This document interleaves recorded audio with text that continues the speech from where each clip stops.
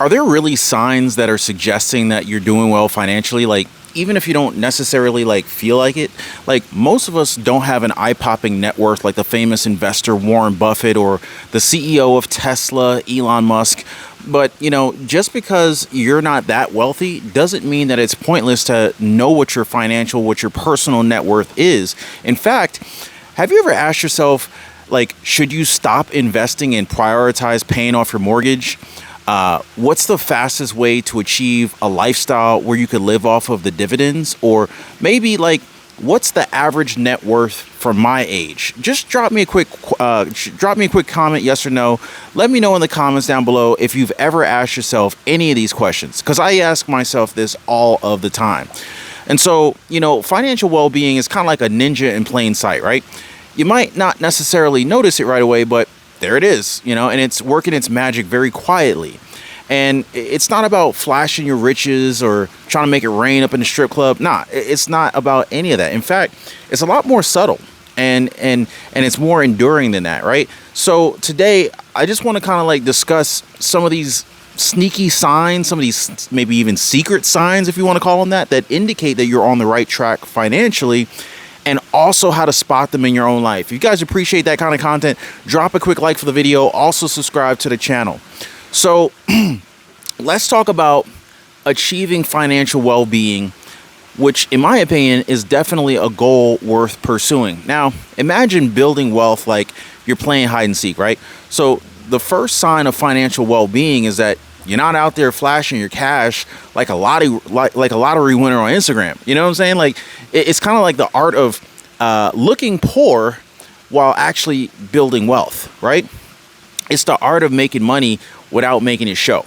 Now, think about Warren Buffett, one of the richest men on the planet. He's got a simple rule.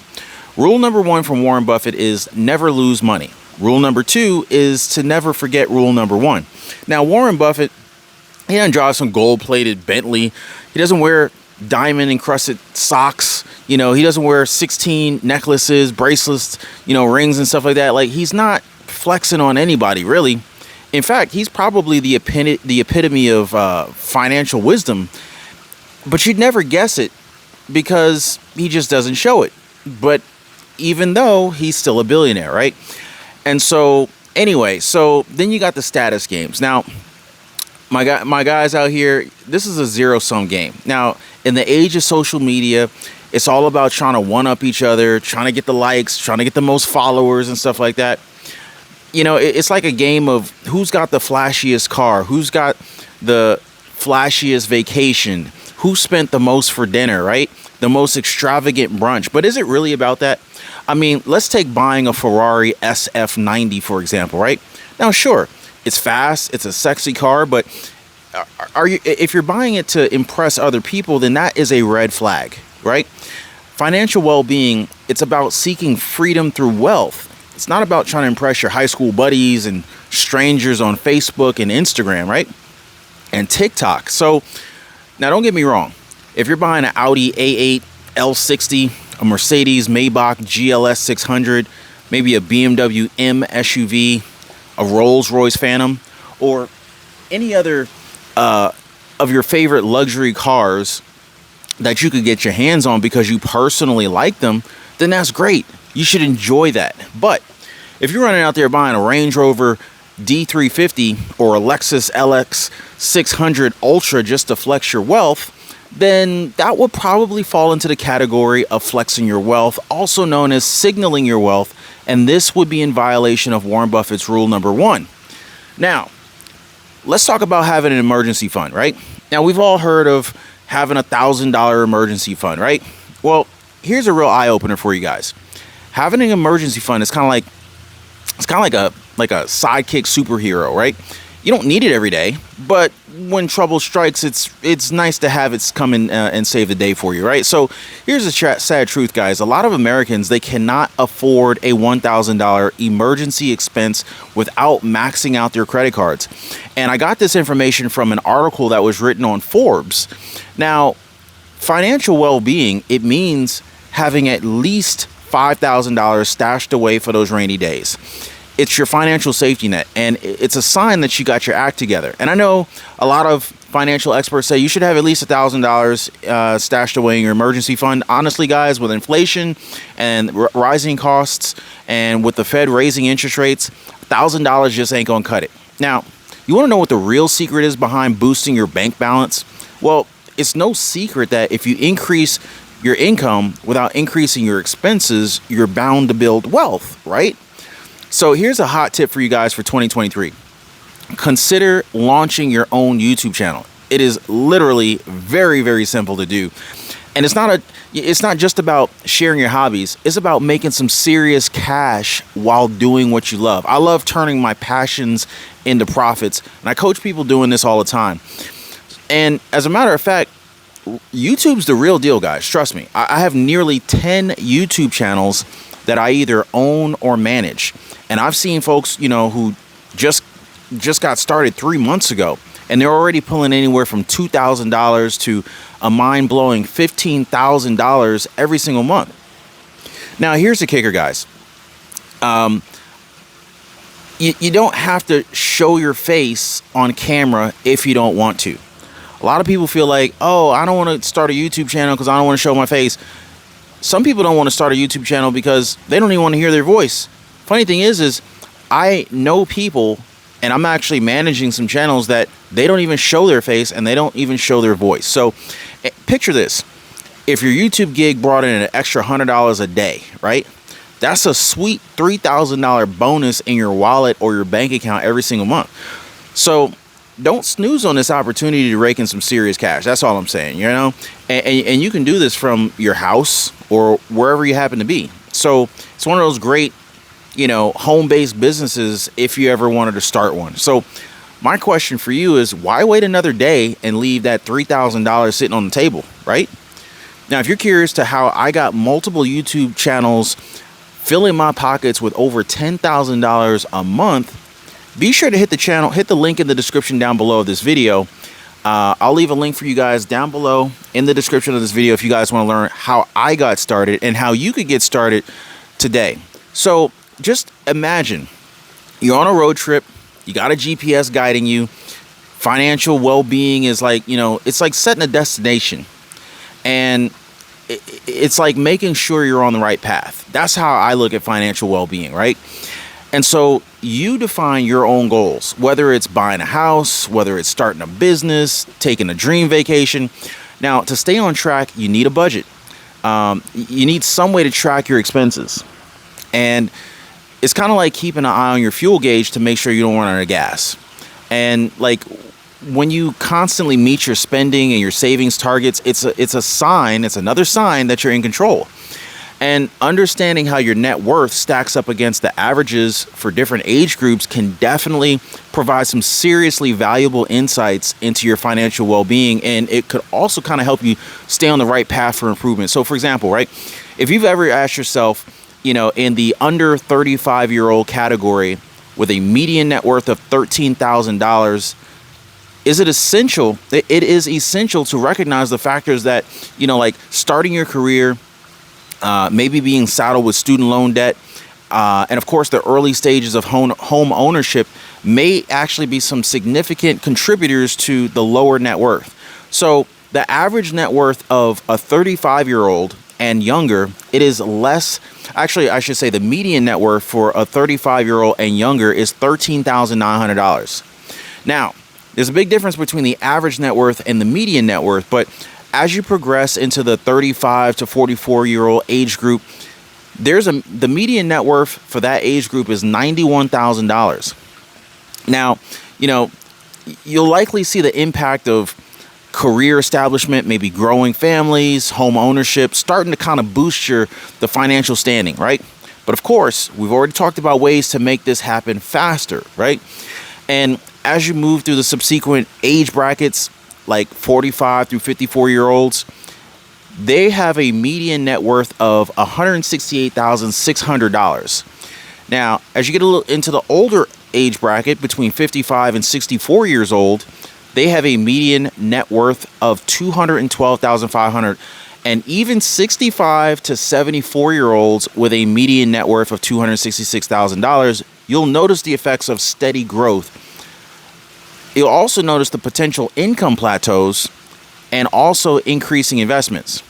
Now, finally, when you reach the age of older 75 years old and older, with a median net worth of $254,000, it's very important to be aware of the potential spending of retirement funds and reduced income, which can definitely impact your financial situation.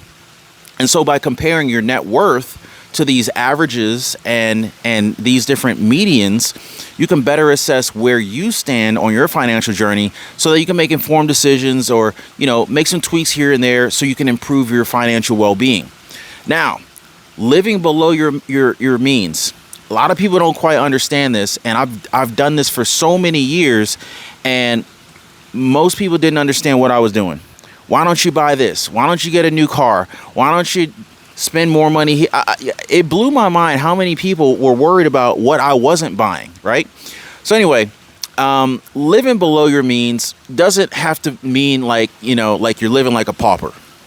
You don't have to be, scrimping here and there necessarily. It's about spending less than you earn, guys. That's all it is. It's not, you're not maxing out your credit cards for luxury items that you can't afford. That's what we're not doing, right? The beauty of this particular approach is that it gives you the flexibility and the freedom that you need. You can retire with less money because your expenses are lower.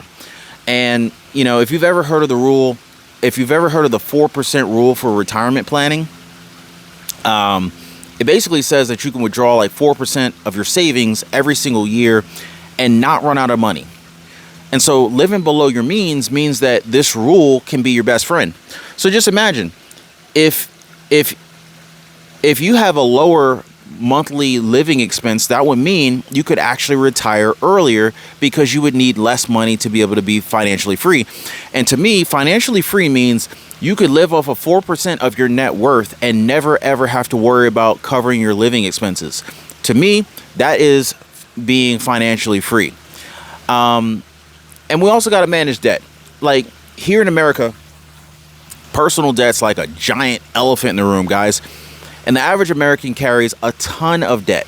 Credit cards, student loans, mortgages, you name it, right? But being financially well means managing that debt effectively, right? It's not about borrowing money to make ends meet. It's about having a plan to pay off your debts and not let your debts drown you, right? So just a little perspective and comparison, guys. Like it's like trying to judge the size of a fish in a big ocean, right? You might feel small when you see somebody's Instagram perfect life, profile, right? But you guys got to remember, it's just one angle. Most people are only sharing the highlights of their life, right? So don't try to compare yourself to everyone else because that's a trap. And I don't want you guys falling for that trap. I fell for that trap for years. Even though I knew the trap existed, subconsciously I allowed it to bother me. So I don't want you guys falling for that. The average salary in the United States might not make you feel like a rock star. It might not, right? But, if you take a global wealth perspective, it could really change how you look at things, right? A lot of people worldwide would trade places with you in a heartbeat. Most of the people watching my channel today are in America. So we're already having a significant head start on the world. So no matter how bad things are for you, chances are you're actually doing better than most of the world. I know it might not make that much of a difference to you right now, but hopefully it does. And hopefully that helps you feel a little bit better, right? So don't fall into this constant trap of comparing yourself to other people. It's like quicksand for your self-esteem. You don't need none of that, right? Now, setting your financial standards, it's like being the captain of your own ship, right? Your benefits, your beliefs, your values, these should guide you. Not pressures from society, pressures from social media and whatnot. Financial well-being is deeply personal. Never forget that. It's about what makes you feel secure. It's about what makes you happy, and it's about what makes you feel secure, fulfilled. Now, for me, I actually like spending a lot of time at home. For other people, they, might want to spend a lot of time going out and doing different things. thankfully for me, because I enjoy being at home, my living expenses are fairly low, considering the fact that I don't have to go out and spend money to entertain myself. So one of the benefits, or one of the things I've learned over the years, is to find inexpensive hobbies. Now, for each his own, but I'm just putting that out there. That's my own personal take. But let's also talk about some warning signs. Now, if you're bored with your finances, I want you guys to start considering. Let me look at it this way. Let's talk about it a little bit differently. If you're bored with your finances, constantly borrowing money to make ends meet, or getting hit with surprise expenses all the time, this is a sign to raise a red flag. These are signs that you need to pay way more attention to your financial well-being. Your bills should not be sneaking up on you. That's the whole point of a budget. And anything that's not a part of that budget, you need to identify, well, how did this creep up? And should it be added to the budget? Because if it's a recurring expense, it needs to be in there. That way there's no surprises. But your net worth should be growing over time. And so this is where the rubber meets the road. Your net worth is kind of like your scorecard for your financial life, right? And it's all about your assets minus your liabilities, your assets minus your debts. It's all the same thing. It's not about flashy possessions. It's about building your wealth over time. And think of it like growing your YouTube channel. You want those views to be increasing steadily. You want your subscriber growth to be increasing steadily, right? Similarly, you want your net worth to be growing constantly, consistently over time. And that is a sign that you're making the right moves. So anyway, don't forget to check out that link down below in the description of this video to find out how to get your YouTube channel off the ground. So there you have it. There you have it, folks. The not so obvious signs of financial well-being. And remember, guys, it's not about flashing the cash. It's about quietly building wealth, building your goals, meeting your goals, managing your money wisely. The journey to financial well-being is worth it. It is definitely worth it, and it is within your reach. Don't let anyone tell you otherwise. But remember, guys, the journey toward financial well-being, it's a journey. It's not a sprint. So anyway, check out the investment resources that I left in the description down below. Get your YouTube channel started today, and I hope you guys will be my next success story. I'll talk to you guys on the next one. Y'all be safe.